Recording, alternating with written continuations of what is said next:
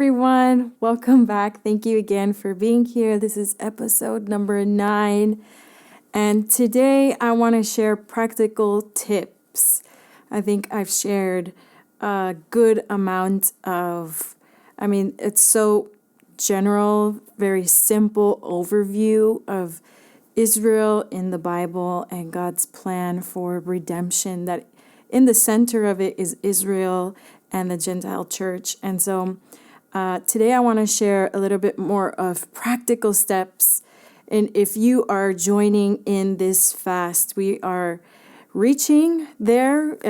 We're almost getting there. It's about in 2 weeks, May 7th through the 28th. And so today I'm just going to share some practical steps, practical things that can encourage us in the midst of this fast, and that I hope that can help you in this fast. And so grab your favorite drink, whatever it is. We're going to take 15-20 minutes to go over this, but I hope that this encourages you for this fast, and not just for this fast.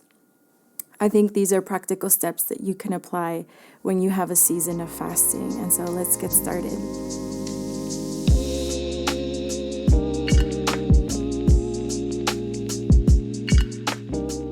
All right, as I just shared, today is going to be a little bit more of practical steps. If you are entering into this fast with us, this historic fast of 21 days, and we say historic because there's going to be over 1 million people all around the world joining in this fast and praying for Israel and praying for people to be lifted up or raised up as intercessors who pray for the salvation of Israel. And so it's amazing. I'm excited. I'm expectant. And what I just wanted to do today was to share some practical things. Sometimes it can be overwhelming to think, wow, 21 days, it's almost a month. How can I fast that long? Or what can I do? Or maybe you're asking, how can I participate? I'm not within Kansas City.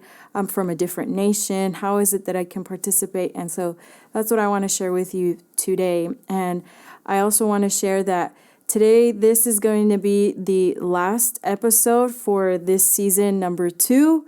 I can't believe it. It's already almost the end of season 2, because I'm going to be focused in this fast.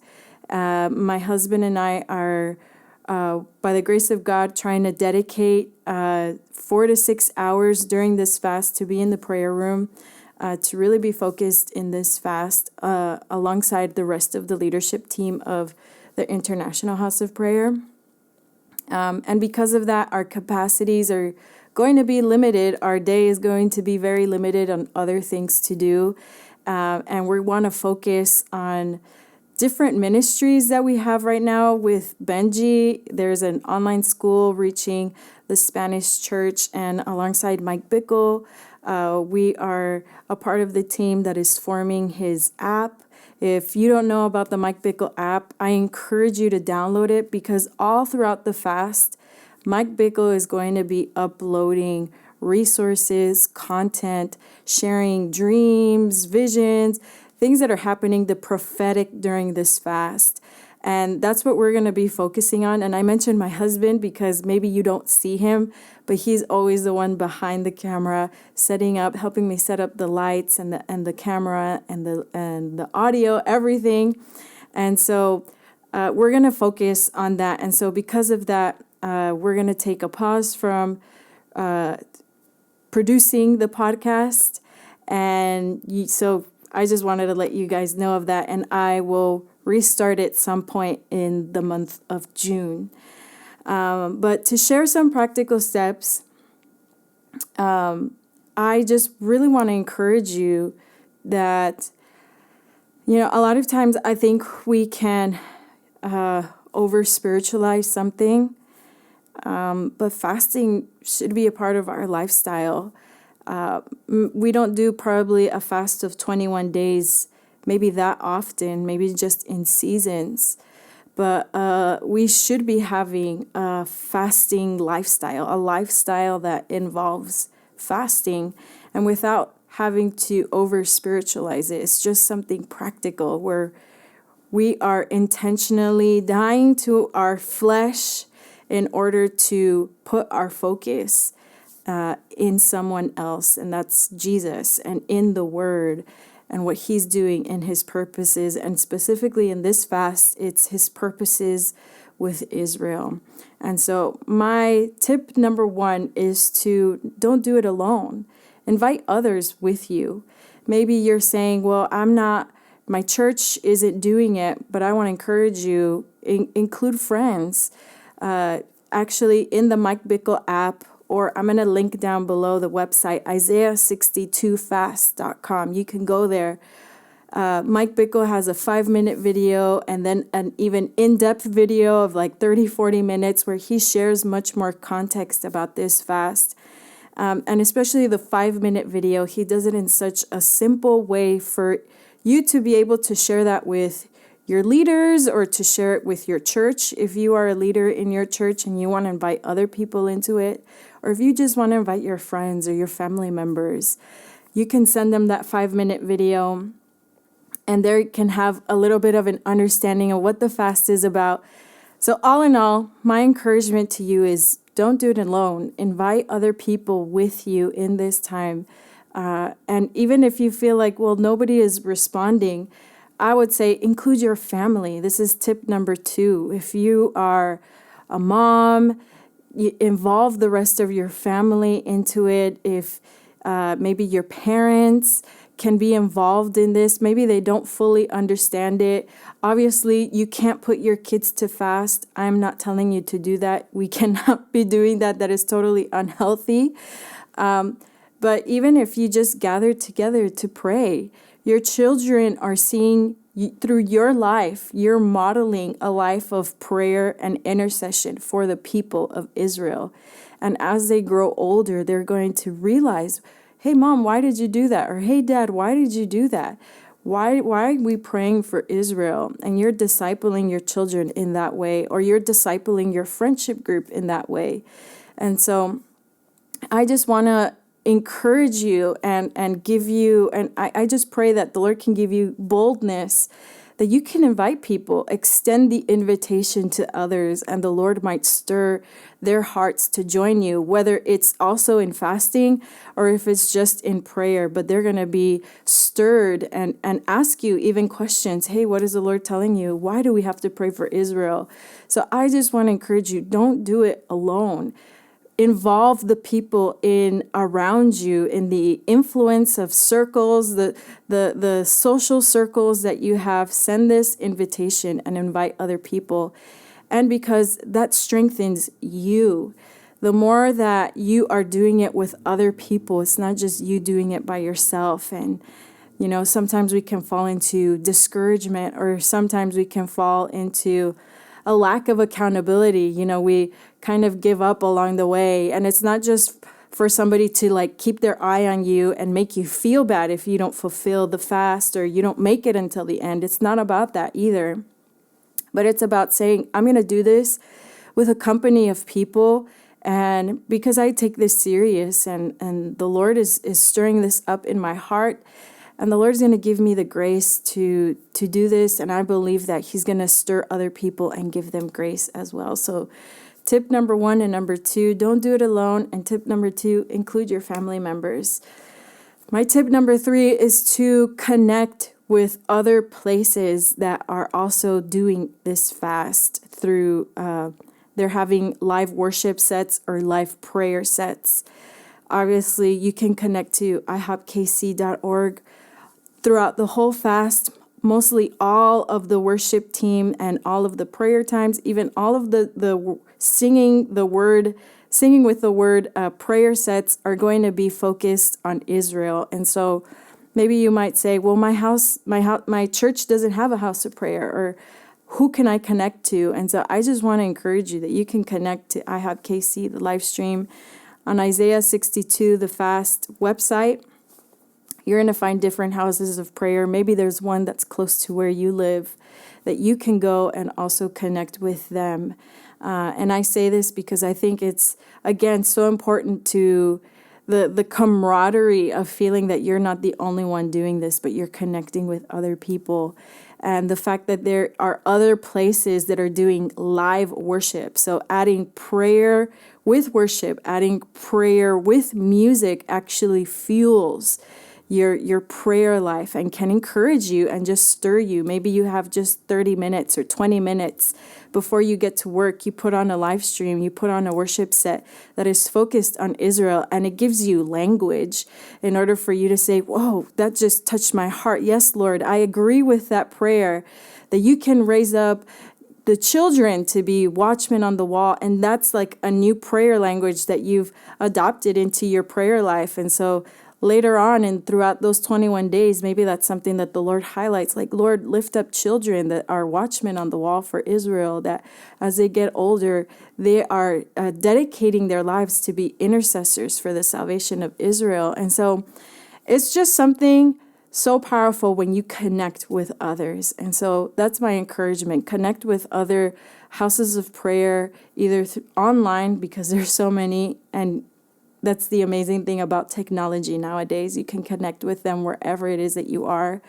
Or again, visit the Isaiah 62 Fast website that I'll leave on the description. Maybe there's a house of prayer that's really close by and you can go visit.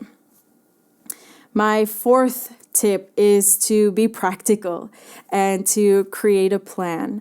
Obviously, you decide between you and the Lord, what is it that you're fasting if you're going to fast. Obviously, I would recommend you to, if you have health issues, speak to your doctor, speak to your nutritionist if that is necessary. Don't do something that will harm you in the long run. But be practical. Do something that is attainable to you. For example, a lot of people are doing a Daniel fast, something that is challenging, but not something that will harm you physically. And again, if you have questions about that, maybe that's something that you can ask your doctor personally, if that's something that you can do. But with this fourth tip, it's to be practical and create a plan. Don't come into this 21 days without having a plan. If you're saying, the Lord is putting in my heart to fast this, okay, do everything that you need to do in order to see how you can actually attain to that. Do your grocery shopping beforehand so that you have the right food that you're going to eat. If the Lord is putting in your heart to wake up earlier, create a plan so that you can sleep earlier. And if that includes your whole family, maybe you need to have that time to create the plan and adapt to a whole new schedule or a whole new way of living your life for the next 21 days. And my encouragement, and this has been what Mike has been encouraging all of the missions base in the prayer room here, has been to dedicate a certain amount of hours to the Lord. Like, if this really is historic, if this has never happened in history, then it's worth the sacrifice and it's worth the challenge. And we want to be a part of that, and we want to respond to the Lord in our weakness. We're not perfect, but in our weakness, we want to respond to the Lord and do something that we've never done before. Maybe you're working and maybe you're like, well, I can't pray for 4 hours every day.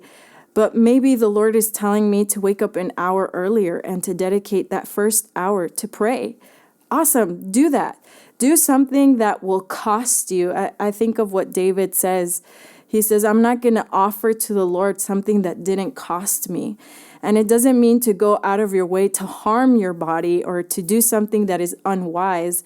That's why this tip is so important. It's to create a plan. Start thinking about what is it that you're going to fast. Start thinking about how much time you're going to dedicate in prayer so that you can actually be a part of this fast and be a part of what the Lord is doing. And don't be afraid of it being challenging.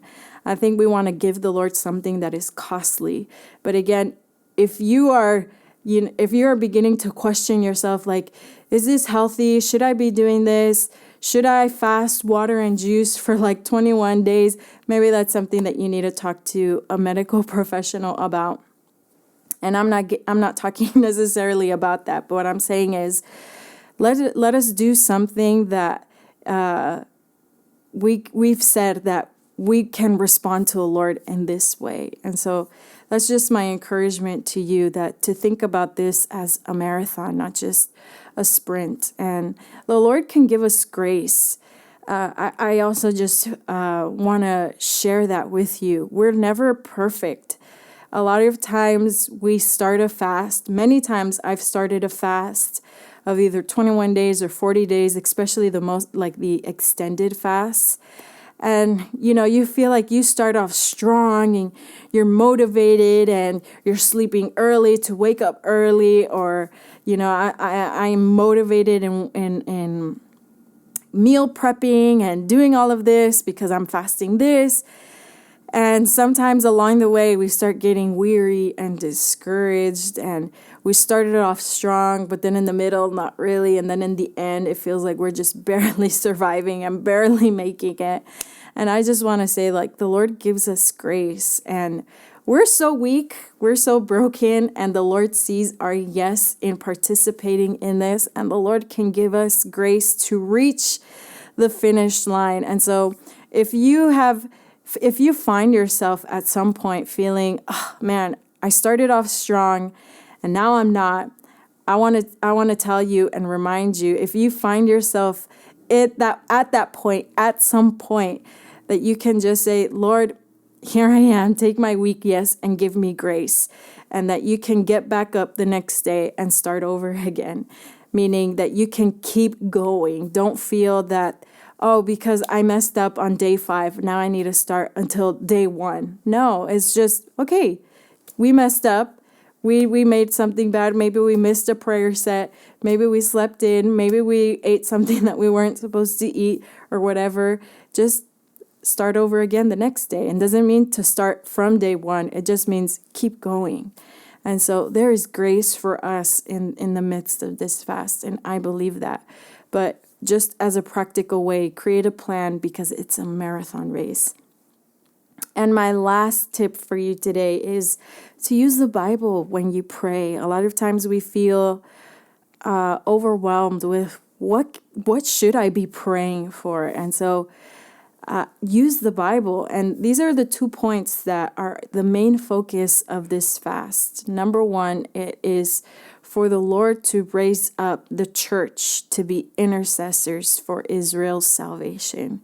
So we want to pray for those watchmen on the wall, for people who will be stirred in their hearts, who will come to the understanding that Israel has not been forgotten by the Lord, but Israel is in the center of the plan of God, and that we need to pray for their salvation. And so we want to pray for that. And second, we want to pray for the salvation of Israel. And again, I want to encourage you to download the Mike Bickle app. Mike has so much resources there. He's going to be uploading fresh content there at the beginning of the fast, during the fast, and there you can be up to date. And at the bottom of this description list, I'm going to add some verses that I'm going to be praying and that I'm going to be using. But when we use the Bible to pray, that's the best way to pray. Sometimes we feel overwhelmed because we don't know what words to say. We don't know how to say, okay, I know the 2 points that we should pray, but how should I pray that? And I want to encourage you, there's something called the Apostolic Prayers, which are basically the recorded prayers in the Bible. Most of them are the prayers of Jesus, the prayer of the Apostle Paul, and the prayer of Peter. And I'm going to list some of them down here in the description box below. But for example, there's Ephesians 1:17 through 19, where Paul is praying for the church of Ephesus, and he's praying, Father of glory, I pray that you would give them the spirit of wisdom and revelation in the knowledge of Jesus. And you can take those verses, for example, and pray that for the 2 main points that we have. Pray for the church. Lord, I pray for the church. I pray for my church. I pray for the global church. I pray that you would give them the spirit of wisdom and revelation of the plan you have for Israel. And you can also pray that for the salvation of Israel. God, we pray for the spirit of wisdom and revelation for all Jews and Hebrew, that they may know that Jesus is their Messiah. Give spirit of wisdom and revelation. And that's just one of them. And again, I'm going to place them down here below, different verses. But the safest, most effective way, most efficient way to pray is using the Bible. And that's the easiest way to pray. We don't have to make up the words. We can just literally take the Bible and pray them back to God. And as when you're praying that, when you're telling the Lord the words of the Bible and the prayers of the Bible, it'll inspire you to add your own phrases and your own prayers in that conversation with the Lord. And so don't feel overwhelmed of having to make something up. Use the Bible. And I'm going to list some of them below here as well. And along the way, maybe you're going to find more verses throughout the Bible. There's so many verses all throughout the Bible. I'm probably not going to be able to list exactly every, but I'm just going to list a couple and a few main prayers that I find in the Bible, that we have found in the Bible, that we can use to pray for the church and for Israel. And so thank you so much for being here. I hope that this blesses you. Thank you for joining me in this second season.